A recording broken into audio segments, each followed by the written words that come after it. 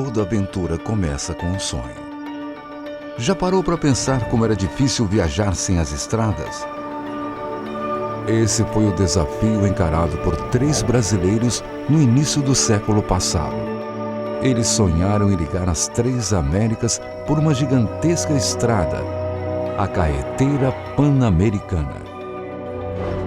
Leônidas Borges de Oliveira, Francisco Lopes da Cruz e Mário Fava. A expedição embarcaria numa enorme aventura, uma viagem de carro a partir do Rio de Janeiro em direção a Nova York. Mário Fava, paulista de Bariri, sonhava em conhecer os Estados Unidos e tinha apenas 21 anos quando soube da expedição. O mecânico original havia desistido e ele não pensou 2 vezes antes de se oferecer. Nada mais seria como antes. Mário seria o responsável por cuidar dos 2 veículos da expedição: o carro Ford T, apelidado de Brasil, e a caminhonete de apoio também da marca Ford, chamada de São Paulo. Equipado com um motor de 4 cilindros com 20 cavalos de força, o Ford T tinha 2 marchas para frente e uma ré. Atingia até 75 km por hora. O modelo revolucionou a indústria da época. A aventura começou no dia 16 de abril de 1928. A expedição partiu do Rio de Janeiro rumo a Petrópolis para serem recebidos pelo presidente Washington Luiz. Já no trajeto, passando pelo Pantanal, uma onça ataca Mário Fava. Foi salvo por seu companheiro Francisco e pelos índios que viviam no local.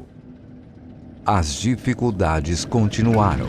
Na travessia da Cordilheira dos Andes, ficaram sem combustível. Mário criou uma mistura de querosene e títia, uma bebida alcoólica indígena.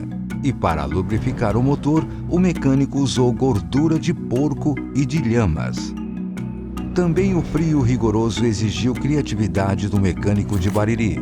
Para não congelar a água, ele esvaziava os radiadores à noite e os abasteciam novamente pela manhã. No Peru, a caminhonete São Paulo atravessava um penhasco quando deslizou e caiu. O mecânico ficou entre a vida e a morte.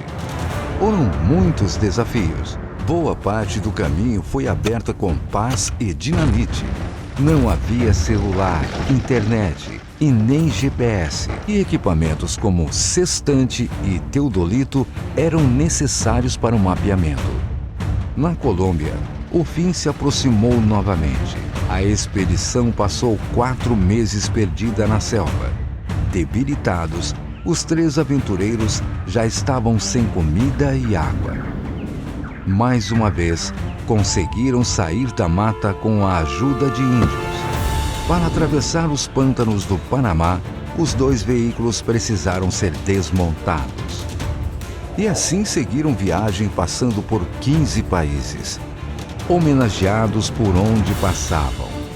Chegaram aos Estados Unidos em 1936 e permaneceram até 1938. E foram reconhecidos pela ousadia. Ao chegar em Detroit, Henry Ford, pioneiro da indústria automobilística e proprietário da fábrica que produziu os veículos usados na viagem, ofereceu um cheque em branco pelos 2 carros, mas o trio não aceitou. Queria os veículos no Brasil. Em Washington, os aventureiros foram recepcionados na Casa Branca pelo presidente Franklin Roosevelt como heróis do desenvolvimento. Ao voltar depois de 10 anos de viagem, foram recebidos pelo novo presidente Getúlio Vargas.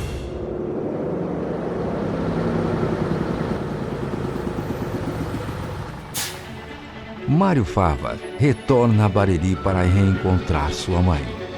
Ela, após tantos anos sem contato algum, perguntou por que ele demorou tanto a voltar para casa.